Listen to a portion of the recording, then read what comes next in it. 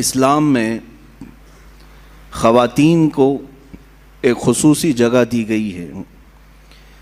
یہ آج واویلا مچانے والے بھی سنیں کہ جیسی ہی اسلام اور مسلمانوں کا نام آئے گا تو ایک شوشہ اٹھاتے ہیں ہر جگہ سے کہ یہ مسلمانوں پر یہ الزام لگانے میں بہت جلدی کرتے ہیں کہ مسلمان عورتوں کو زور زبردستی کرتے ہیں، انہیں چار دیواری میں بند کر دیتے ہیں، انہیں پڑھائی سے محروم رکھتے ہیں، انہیں تعلیم سے دور رکھتے ہیں، اور نہ جانے کیا کیا شوشے چھوڑ کر کے۔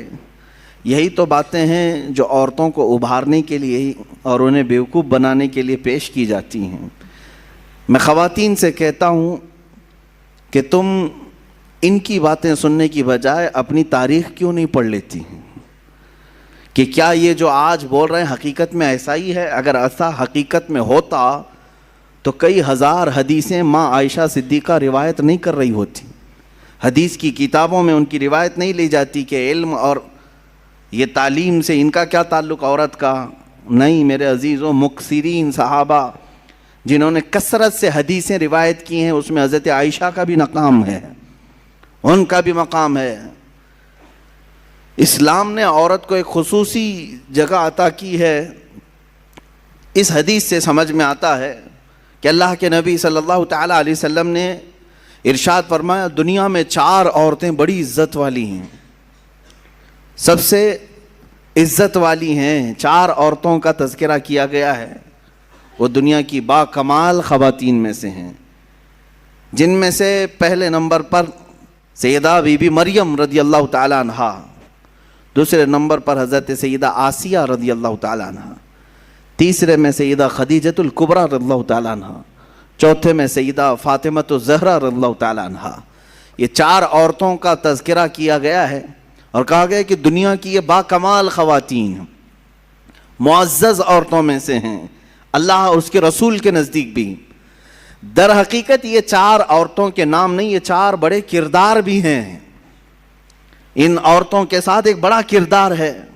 اگر حضرت مریم کا تذکرہ آیا ہے حدیث میں کہ یہ با کمال ہیں، تو ساتھ میں ان کا کردار ہے وہ ایک عظیم ماں کی شکل میں آتی ہیں، وہ دنیا کی ایک عظیم ماں ہیں۔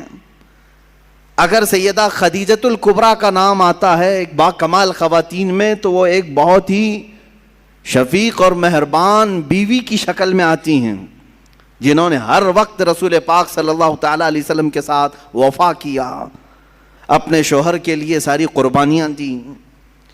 حضرت فاطمۃ الزہرا کا نام جب آتا ہے تو وہ ایک عظیم باپ کی عظیم بیٹی ہونے کا کردار ادا کرتی ہیں، ان کے کرداروں پر بھی توجہ ہونی چاہیے۔ حضرت سیدہ آسیہ رضی اللہ تعالیٰ عنہ دنیا کی ایک عظیم خاتون کے کردار میں ہیں۔ ان عورتوں کے کردار کو جب ہماری بچیاں پڑھیں گی تو یہ مغربی پروپیگنڈے سے نہیں بہکاوے میں آئیں گی، گمراہ نہیں ہوں گی۔ میں آج تاریخ کے جھروکوں میں سے چند ضرور سیرتیں آپ کے سامنے عرض کروں گا، جس سے ہمارے آنے والی نسلوں کو اور خصوصیت کے ساتھ ہمارے گھر کی بچیوں کو ایک حوصلہ پیدا ہو کہ ہماری تاریخ روشن ہے خواتین اسلام سے بھی۔ جہاں ہم مردوں کے بڑے بڑے کارنامے ذکر کرتے ہیں، الحمدللہ اسلام میں خواتین کے بھی بڑے کارنامے ہیں جنہوں نے اسلام میں بہت بڑا حصہ لیا ہے۔ اسی لیے قرآن عظیم میں ایک آیت ایسی آئی ہے جس میں دونوں کا تذکرہ آیا ہے، مرد کا عورت کا، مرد کا عورت کا، ساتھ ساتھ میں اللہ فرماتا ہے بے شک مسلمان مرد اور مسلمان عورتیں ہیں، بے شک ایمان والے مرد، اسلام اور ایمان کو الگ بیان کیا گیا ہے، مومن مرد اور مومنہ عورتیں ہیں، بے شک عبادت کرنے والا مرد، عبادت کرنے والی عورت، بے شک سچ بولنے والا مرد، سچ بولنے والی عورت، بے شک اللہ سے خوف کرنے والا مرد، اللہ سے خوف رکھنے والی عورت۔ اور اللہ تعالیٰ نے فرمایا اور جو تصدیق کرنے والا مرد اور تصدیق کرنے والی عورت، روزہ رکھنے والا مرد، روزہ رکھنے والی عورت، اپنی شرمگاہ کی حفاظت کرنے والا مرد، اپنے شرمگاہ کی حفاظت کرنے والی عورت، اللہ کا کثرت سے ذکر کرنے والا مرد، اللہ کا کثرت سے ذکر کرنے والی عورت، 10 قسم کی صفات بیان کر کے رب تعالیٰ فرماتا ہے اعد اللہ لہم مغفرۃ واجرا عظیما، یہی لوگ ہیں جن کے لیے اللہ نے بڑا اجر عظیم تیار رکھا ہے، یہی وہ لوگ ہیں۔ یہاں پر 10 صفات میں نے جو ذکر کیا اس میں عورتوں کو ساتھ ساتھ بیان کیا گیا ہے۔